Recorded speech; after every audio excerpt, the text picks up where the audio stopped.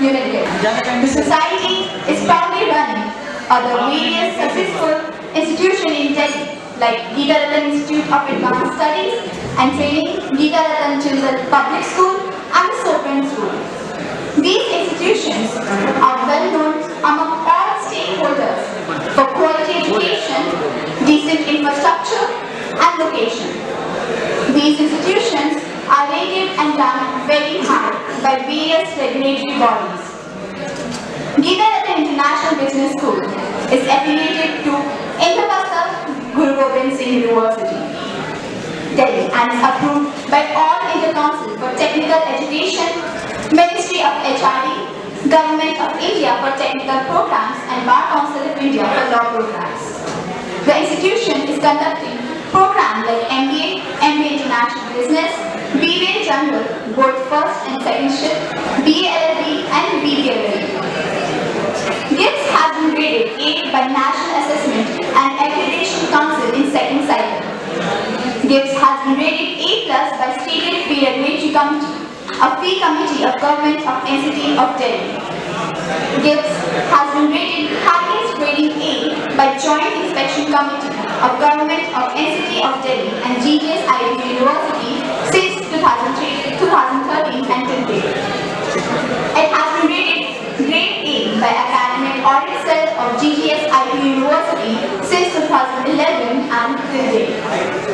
GIPS has also achieved 4-star ranking in IIC MOE ranking 2021.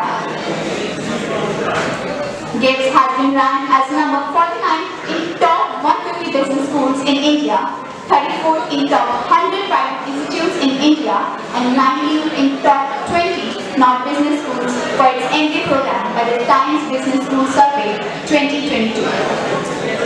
GIPS has also been graded as number 2 Pan-India for its BBA program by the Times Business School Survey in 2021, 2019 and 2018.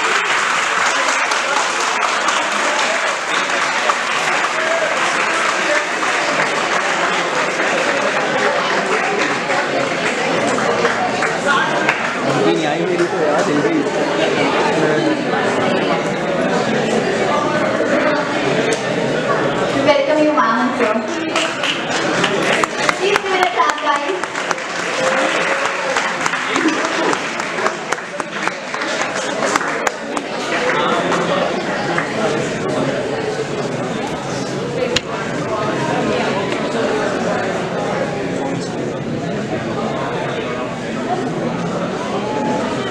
ये बोलोगे भी शायद मैं connect कर पाऊँ आप लोगों के साथ और अपनी एज के साथ।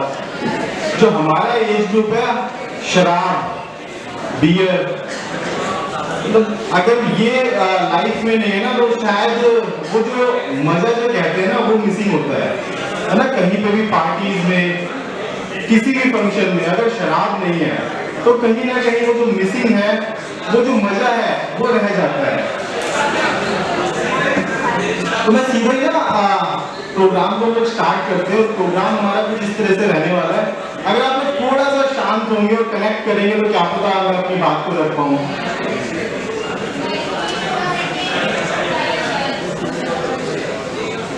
जी, ये हमारा जो अल्कोहलिक एनोनिमस आप लोग देख रहे हैं, ये हमारी संस्था है जो कि 1935 में अमेरिका के अंदर 2 मेंबर्स ने मिलकर स्टार्ट करी थी, doctor Bob and bill W. Doctor Bob bill basically एक शेर डॉक्टर थे जो कि कहीं ना कहीं वो ना शराब पी के एक ऐसी स्टेज पे पहुंच गए थे जो लाइफ बिल्कुल ही खत्म हुई जा रही थी। मेडिकल ट्रीटमेंट और जिस भी तरीके की नीड थी, जो भी जरूरतें थी, वो सब ट्राई करके देख चुके थे, बट ना कहीं वो सोल्यूशन मिल नहीं पा रहा था। तो वहां पे बेसिकली स्टार्ट हुई है हमारी संस्था और एक डॉक्टर के थ्रू ये जाके स्टार्ट हुई। अगर थोड़ा सा शांत हो तो क्या पता हम लोग स्टार्ट कर पाए, क्योंकि वो ना कनेक्टिविटी शायद मिसिंग हो रही है। तो मैं सीधे ना अपनी लाइफ स्टोरी स्टार्ट करता हूँ इसको, क्योंकि मैं खुद एक टाइम पे ना इस मूवमेंट पे था। बेसिकली मैंने जब शराब पीनी स्टार्ट करी थी तो 14-15 साल की एज से स्टार्ट कर दी थी। मेरी फैमिली में कोई शराब नहीं पीता, तो वो एक मूवमेंट था जहाँ पे ना अट्रैक्शन आया मेरे को। अट्रैक्शन क्या था, वो तो हाथ में पैक हो, है ना, साथ में night life, DJ, disco, light, वो नाइट, मतलब वो अट्रैक्शन था मेरे लिए शराब का। और वहां से मेरी लाइफ में शराब का आना शुरू हुआ। धीरे धीरे स्टडी आगे बढ़ी। उस टाइम मिलकर मैं 10th स्टैंडर्ड करके निकला ही था। धीरे धीरे स्टडी आगे बढ़ी, हायर स्टडी में पहुंचा। अब हायर स्टडी में पहुंचा, टीन एज से निकल चुका था। दिन भर मौज मस्ती, शाम को पार्टियां, और इसी तरह लाइफ आगे चलती गई। लाइफ में बड़ा अच्छा मूवमेंट बनता जा रहा था शराब का मेरे जीवन के साथ, जो कि ये था कि अब ऐसा लग रहा था कि कोई चीज पॉसिबल ही नहीं हो पा रही है ना। एक शाय सा रहने वाला लड़का, पार्टियों में सबसे आगे, डीजे में से सब चले जाए तब भी मैं डीजे बजता रहे, वो वाली कंडीशन थी। तो खैर इसके साथ साथ जीवन में और भी ग्रोथ हुई, करियर ग्रोथ शुरू हुई। जॉब कुछ मेरे को ना मेरे हिसाब की मिली, जो कि ये थी कि पूरी ऑल ओवर इंडिया ट्रैवलिंग थी। और मेरे से लड़का जो चीज मैंने मजे के लिए शुरू करी थी, मुझे भी नहीं पता लगा कब वो मूवमेंट आया जब वो 2 पैक से ना क्वांटिटी बढ़नी शुरू हो गई। अब जब वो क्वांटिटी बढ़ रही थी ना, तो दोस्त पड़े में कहते, या मैं भी बोल कुछ नहीं होता, लेकिन हकीकत ये थी यार कि वो मेरी कैपेसिटी जो बढ़ रही थी ना कहीं वो मेरी धीरे धीरे से प्रोग्रेस बढ़ती जा रही थी। जिसको हम कहते हैं ना कि एक पैक के बाद 2 पैक और 2 पैक के बाद लगता है यार कि कुछ हुआ ही नहीं। जब वो प्रोग्रेस हुए जा रही थी और मैं उस और हाई में आया जा रहा था कि तेरे भाई तो एक बार में ना पूरा हाफ कदम कर लेता है। तो ऐसे करते करते वो पार्टियों की शान बनना शुरू हो गया। मैं ऑफिस में नंबर 1, दोस्तों के बीच में नंबर 1, स्टडी अच्छी खासी थी, जॉब अच्छी चल रही थी, पैसे इस हिसाब से थे कि उड़ाए जाओ। मूवमेंट में भी आना शुरू हुआ तो ना सुबह का हैंगओवर इसको कहते हैं ना, बाद में पता लगा सुबह का वो सरदर्द, लेकिन जो पीछे वाली रो है ना वहां पे मेरी आवाज शायद पहुंच नहीं रही है ना। वो जो हाई मूवमेंट की मैं बात कर रहा था ना, बाद में वो मूवमेंट आना शुरू हुआ कि जब वो कहीं ना कहीं ऐसा लगने लगा यार कि सुबह ना वो सरदर्द या ऐसा कहने यार कि मन नहीं कर रहा, उसको बाद में उसको ना देसी भाषा में हैंगओवर बोल देते हैं। तो किसी एक पुरुष ने बोल दिया कि भाई सुबह भी लगा लिया अगर ठीक हो जाएगा। मैंने सुबह भी लगा ली और हकीकत में ठीक भी हो गया। तो रात का जो सिलसिला था ना अब सुबह भी शुरू हो गया। वो रात का सिलसिला सुबह भी शुरू हुआ और सुबह भी, क्योंकि मेरे को इलाज तो मिल ही गया था उस सरदर्द का। उस सरदर्द का इलाज था सुबह के 2 पैक। अच्छा रात को हाफ क्वार्टर पौनी जितनी पीनी पी लेनी, फिर सुबह पैक लगा लेने, फिर ठीक हो जाना। लेकिन ये हकीकत ये थी कि वो ना मेरी क्वांटिटी जो बढ़ती जाती कहीं ना कहीं उसने मेरे को इफेक्ट करना शुरू कर दिया था। और मेरे से दिन में भी ना मूवमेंट वो होता था कि यार एक मैं छोटी सी रिक्वेस्ट कर देता हूँ बीच में, प्लीज कोई भी अगर रिकॉर्डिंग करे तो उसको ना कहीं सर्कुलेट ना करे, है ना, या कोई भी फोटोग्राफ ले तो वो सर्कुलेट ना करे, अपने तक ही रखें। थैंक यू जी। तो यहाँ से ना वो मूवमेंट शुरू हुआ, यहाँ से वो मूवमेंट शुरू हुआ जब थोड़ा लगने लगा यार नहीं मेरे को कम करनी चाहिए। और ऐसा मूवमेंट आया कि मैं चाहते भी कम नहीं कर पा रहा था। मतलब मेरे को ना चाहते हुए भी शाम को मैं अगर सोचता था कि 2 पैक ही पीऊंगा तो मैं रुक ही नहीं पा रहा था। और ऐसे करते करते क्वांटिटी भी मेरी 24 आवर रूटीन होना शुरू हो गया। मतलब राउंड द क्लॉक सुबह उठने से शुरू होकर रात के सोने तक, फिर अगले सुबह उठने से लेकर रात के सोने तक। जो चीज सिर्फ मजे के लिए शुरू हुई थी ना, वो आज उस डेट पे कहीं ना कहीं वो जरूरत बन चुकी थी। मतलब वो मौज मस्ती तो एक साइड में नेसेसिटी में कन्वर्ट हो चुकी थी। और कहीं ना कहीं ऐसा खुद भी लगने लग गया था कम करने की जरूरत है, लेकिन मैं फिर भी चले जा रही थी, गाड़ी तो चले जा रही थी। एक मोमेंट वो आया लाइफ में कि मैं बेंगलोर में था और हमारी एक साइट चल रही थी पौंडीचेरी में। संडे का दिन था, वीकेंड था, हमने सोचा पौंडीचेरी से बेंगलोर 4 घंटे का ट्रैवल हो जाते हैं। और हम लोग 3-4 कोलीग थे और चल पड़े।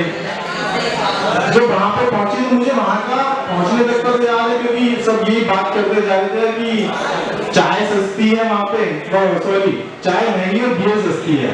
मतलब ठीक है तो बियर भी पीने चले गए। तो सुबह वहां पहुंचते ही सबने चाय ऑर्डर करी और मैंने बियर ऑर्डर करी है।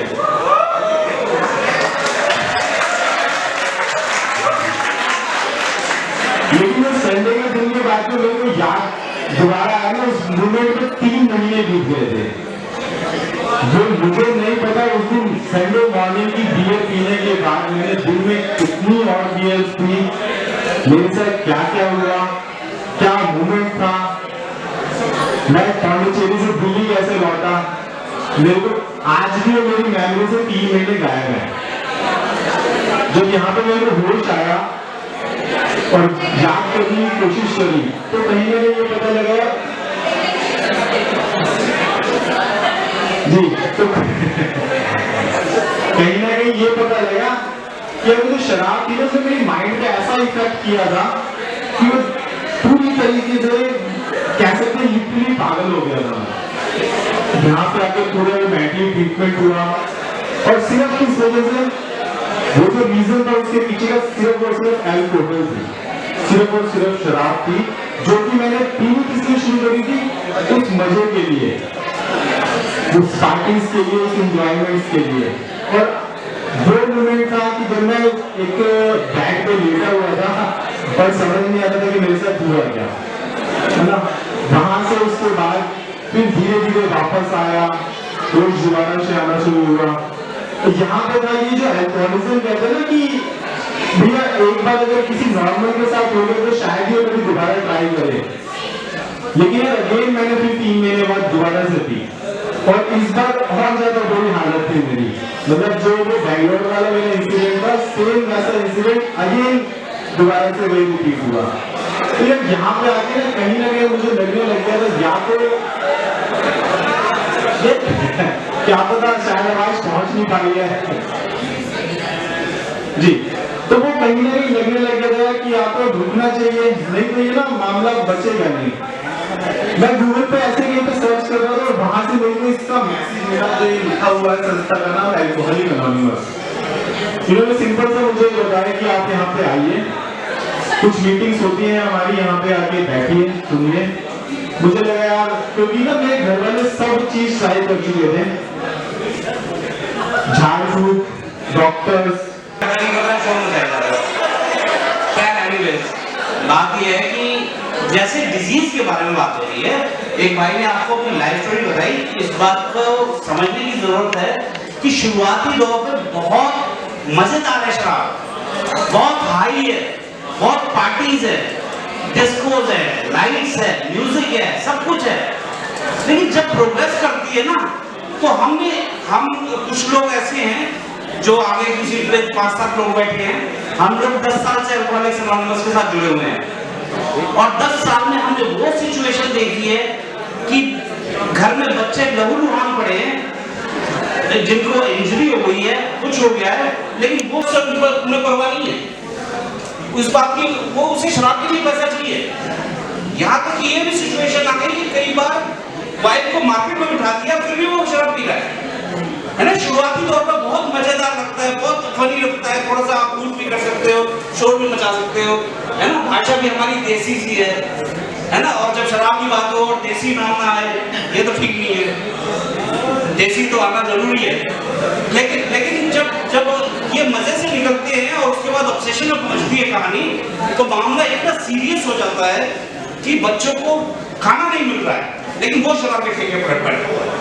इतने बुरे हालात होते हैं। मैं समझ सकता हूँ आप लोग खुद जैसे एज ग्रुप के हो सकता है उस प्रॉब्लम से, उस दिक्कत से अभी तक सामना ना हुआ हो, लेकिन हम लोगों को उस दिक्कतों से सामना हुआ है जहाँ पे एक सोशल ड्रिंकर और हैवी ड्रिंकर और अल्कोहलिक तीनों में बहुत क्लियर डिस्टिंक्शन नजर आता है। एक शराबी बहुत ही कभी कभी इतना ऑब्सेसिव हो जाता है कि वो जान लेना बेटर समझता है क्योंकि उससे शराब छूट नहीं रही। वो अपने आप को पंखे से लटकाना बेटर समझता है, पर उससे शराब नहीं छूट रही है। वो इतनी कंपल्सिव ड्रिंकिंग है, वो इतनी ऑब्सेसिव ड्रिंकिंग है कि वो किसी को इंजर्ड करके भी जा सकता है, लेकिन उसे शराब पीनी है। उसके अंदर वो ऑब्सेशन आ चुका है कि उसे शराब पीनी है। पर बात यह है कि नॉर्मल आदमी में और अल्कोहलिक में एक सोशल ड्रिंकर भी होता है ना, जो हफ्ते में एक बार पी लिया है ना, सैटरडे को पी लिया। लेकिन एक अल्कोहलिक जो सुबह 6 बजे उठ के, जैसे हमारा भाई बता रहा था कि सुबह 6 बजे उठ के पी रहा है, और एक आदमी जो हफ्ते में एक बार या महीने में एक बार पी रहा है, इन दोनों में फर्क क्या है? उन दोनों में ऐसा क्या फर्क है? एक अल्कोहलिक को क्यों बोला जाता है कि तू शराब छोड़ दे, और एक आदमी जो हफ्ते में एक बार पी रहा है उसको नहीं बोला जाता तू शराब छोड़ दे? तो अल्कोहलिक की जो प्रॉब्लम है वो है उसका डिजीज पार्ट, वो है उसका बीमारी वाला पार्ट। आवाज में चलते वो है, मैं थोड़ा एड्रेस करने के लिए आवाज को तेज कर रहा था। तो वो उसका बीमारी वाला पार्ट, जो डिजीज पार्ट है। और हर आदमी जो अल्कोहल लेता है, ये जरूरी नहीं है कि वो अल्कोहलिक ही हो जाए।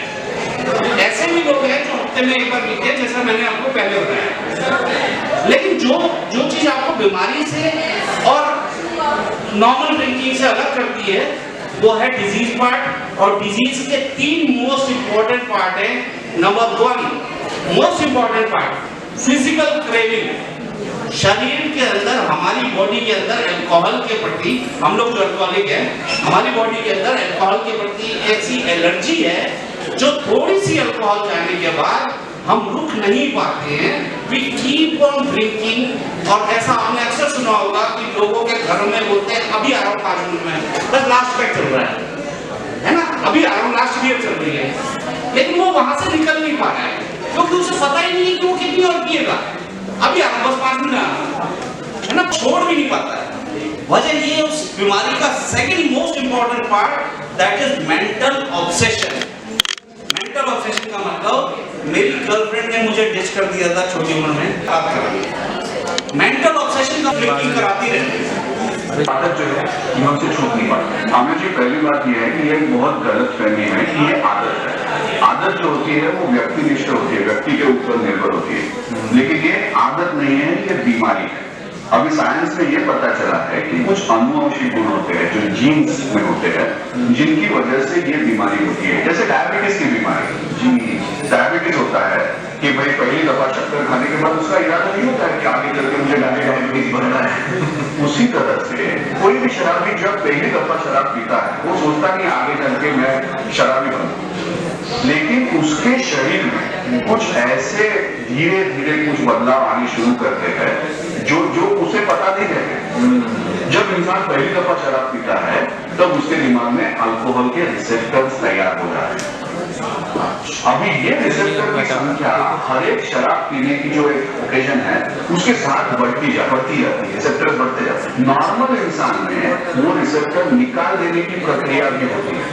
अच्छा, लेकिन जो उसमें वो जेनेटिक कमी है, उसमें ये रिसेप्टर निकालने के लेने की प्रक्रिया जो है वो लिथार्जिक होती है, धीमी होती है, कम बढ़ जाती है। और ये रिसेप्टर की संख्या जब बढ़ती जाती है तो उनकी यूनियन हो जाती है। वो कहते हैं कि भाई हमें शराब चाहिए, किसी भी हालत में हमारी मांगे पूरी करो। दिवाली आई है, बोनस चाहिए। और बोनस क्या होता है? बोनस शराब, सिर्फ शराब।